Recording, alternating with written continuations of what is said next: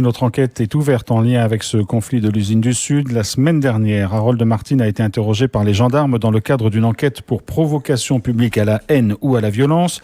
Audition qui fait suite aux appels à former des contre-barrages lancés en décembre dernier par l'ancien maire de Païta, qui est donc notre invité dans ce journal. Bonjour. Bonjour. Et pour vous interroger, Elisabeth Noir. Alors Harold Martin, vous avez donc été entendu par la gendarmerie la semaine dernière. Qu'est-ce qui vous est exactement reproché ? Alors, d'abord, j'ai été entendu parce que c'est le haut-commissaire lui-même qui a saisi le procureur pour que je sois poursuivi. Il faut le préciser. Et alors, je voudrais bien revenir sur la convocation que j'ai reçue. Donc, dans le cadre de l'enquête visée, est soupçonné d'avoir commis l'infraction de provocation publique à la haine, à la violence en raison de l'origine de l'ethnie. Ah, ça va quand même très loin, quoi. Alors moi, je suis désolé, je fais deux choses. Je m'exprime sur ARB, donc tout ce que j'ai dit sur ARB, il me semble pas que j'ai appelé à la haine ou à la violence. Hein. Et ça tombe pas sous le coup de la loi ? Voilà. Et ensuite, j'ai tout simplement une page Facebook sur laquelle je fais de temps en temps des vidéos, pas beaucoup d'ailleurs. Il n'y a pas d'appel à la haine ou à la violence selon l'ethnie, etc. C'est une vue d'esprit, tout ça. Alors, il s'agit de quoi ? Il s'agit de l'opération qu'on a menée pour libérer la route à Païta. Alors, je voudrais quand même bien rappeler, que en 40 ans de politique, jamais j'ai vu la 4 voies, c'est-à-dire l'axe majeur de communication qui permet de rallier l'aéroport international, d'être bloqué de cette manière. Jamais. Il est arrivé par le passé qu'elle soit bloquée. 1 heure, 2 heures, 3 heures.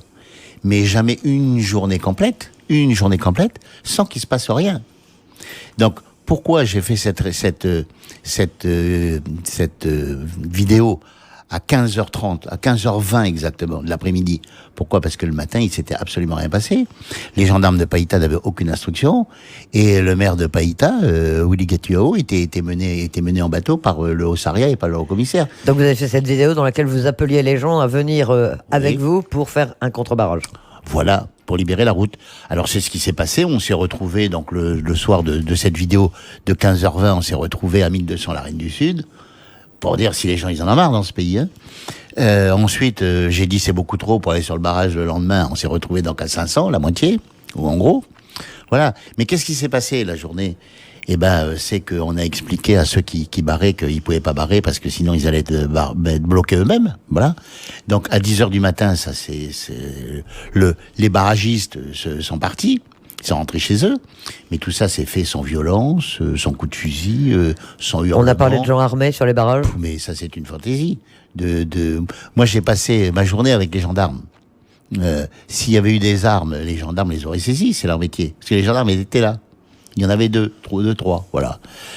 Ensuite, après avoir libéré à 10h, on a souhaité libérer toute la route puisqu'elle était bloquée aussi au col de la Pirogue ainsi qu'à l'entrée de Bangou. Ça a pris un peu plus de temps. C'est le maire de Païta qui a négocié avec quelques personnes que j'avais désignées pour. Et à 15h, tout était fini.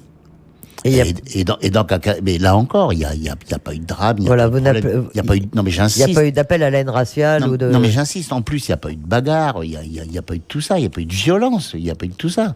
Voilà, on a simplement débloqué. Donc mon tort, c'est d'avoir fait le boulot du haut-commissaire, ce qu'il supporte pas. Voilà. C'est ça le fond de l'affaire. Le fond de l'affaire, c'est ça, c'est rien d'autre que ça. Et le pire, c'est que alors, j'ai bien demandé aux deux gendarmes qui m'ont interrogé, mais ceux qui bloquaient, j'ai cité des noms. Et tout ceux-là, ils sont pas convoqués. Donc autrement dit, quand vous bloquez dans ce pays, pas de problème. Si vous débloquez, et surtout si vous débloquez sans utiliser la violence, c'est un problème. Mais évidemment, c'est un problème pour le haut-commissaire, c'est sûr que c'est un vrai problème pour le haut-commissaire. Ah ça oui. Alors dans ce contexte, donc vous avez vu Raphaël Mapou et un certain nombre de militants ou de dirigeants de l'USUP et de l'ICAN ont également été convoqués, ils sont placés en garde à vue. Vous pensez qu'il y a une volonté d'équilibrer les choses, de dire on tape des deux côtés? Comment est-ce que vous interprétez les choses? Si la volonté c'est d'équilibrer, celui qui a inventé ça, il faut qu'il fasse un autre métier. Parce que équilibrer quoi? On a été quelques heures pour libérer une route, et puis il y a une affaire qui a duré des mois, où on a cassé, où il y a des milliards de casses Donc équilibrer quoi? Comparer quoi? Il y a rien évidemment de comparable, rien de comparable. Moi j'ai pas volé, j'ai pas cassé, j'ai pas incendié, j'ai pas tiré de l'arc, j'ai pas tiré du bibiche, j'ai pas fait tout ça. Voilà. Donc c'est complètement idiot. Non mais le fond de l'affaire, je vais vous le dire, le fond de l'affaire, je vais le dire aux Calédoniens. Il faut que le Calédonien le sache. Et puis il faut aussi peut-être que les élus là, ceux qui vont partir à Paris négocier la Calédonie française, faut qu'ils méditent bien ça avant d'y aller, hein, avant d'aller discuter avec l'État. C'est quoi le fond de l'affaire? Le fond de l'affaire, c'est qu'on est le 9 décembre. 9 décembre. Et on a un ministre de l'Outre-mer qui s'appelle Le Cornu, qui fait exactement comme De Peretti nous a fait par le passé. C'est-à-dire, il veut discuter tout seul, lui-même, avec les indépendantistes. Et pour ce faire, parce que les indépendantistes, évidemment, ont bien la technique pour ça, les indépendantistes, on dit on discute, mais attention, il faut pas qu'on soit poursuivi judiciairement, etc. Et donc, il s'est engagé, le ministre. La vérité, c'est celle-là. Et donc, il s'est engagé. Il s'est engagé à pas les poursuivre. Ah, ben alors, effectivement, dégager le barrage à Païta, il suffisait que les gendarmes de Païta, tout simplement, le fassent, qui reçoivent l'instruction de faire, ils l'auraient fait. Le barrage aurait duré 2-3 heures, et puis tout serait rentré dans l'ordre. Mais le commissaire ne peut pas le faire, puisque le ministre s'est engagé. Pas de poursuite judiciaire. Pas de poursuite judiciaire. Alors là, maintenant, enfin, plusieurs mois après les faits, Mapou et quelques-uns sont convoqués. Mais il en manque, là, d'ailleurs. Il y en a un autre, c'est Gaillard, Justin Gaillard. Pourquoi il n'est pas poursuivi, lui, Justin Gaillard? Il y a 2 ou 3 autres, dit Raphaël Mapou, qui doivent être convoqués. On ne sait pas si parmi eux, il y a Justin Gaillard. Parce que quand je dis à ceux de Païta, mais pourquoi vous faites ce barrage?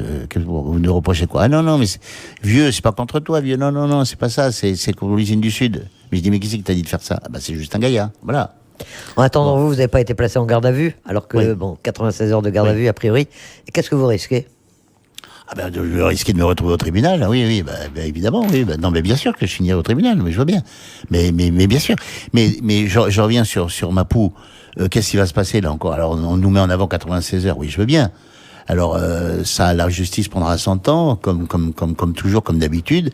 Et puis un jour, peut-être qu'un jour, Mapou sera condamné, mais les peines seront pas exécutées. Voilà, ça se terminera comme ça. Parce que vous savez, moi, j'ai bien la mémoire de ce qui s'est passé en 2007. Mapou, il en a cassé pour 1,5 milliard. Et quand il est enfin passé au tribunal, le juge a dit très clairement, je me souviens très très bien de sa formule, Monsieur Mapou, il faut que vous vous engagiez à plus jamais recommencer, parce que sinon, on sera obligé de vous condamner. Voilà. En attendant, en ce qui vous concerne, vous êtes donc poursuivi aujourd'hui pour ces appels pour provocation publique à la haine ou à la violence. Est-ce que vous êtes prêt à recommencer, le cas échéant, pas la haine et la violence, mais à appeler des gens à faire des contre-barrages si c'est nécessaire? Alors, j'espère à pas avoir à recommencer, parce que j'espère que l'ordre sera maintenu dans ce pays, qu'on restera pas comme les malheureux qui habitent à ce qu'on appelle au Mont d'Or Sud, qu'on se retrouve dans cette situation. Ils ont été bloqués 15 jours. La vérité, c'est celle-là. Ils ont été bloqués 15 jours. Alors, eux aussi, ils ont fait des contre-barrages. Eux aussi vont se retrouver pour poursuivis. C'est marcher sur la tête. Donc, j'espère que j'aurai pas à le faire. Mais évidemment que si, de nouveau, l'État laisse, ce que j'ai dit, la chienlit s'organiser, eh ben, je serai en face, quoi. Les manifestations des uns et des autres à Nouméa, ça suffit, quoi. On les a trop vues, justement, avec Mapou, Gaillard et compagnie. C'est pas possible, quoi. Voilà. Harold Martin, merci d'avoir accepté notre invitation ce midi. Merci.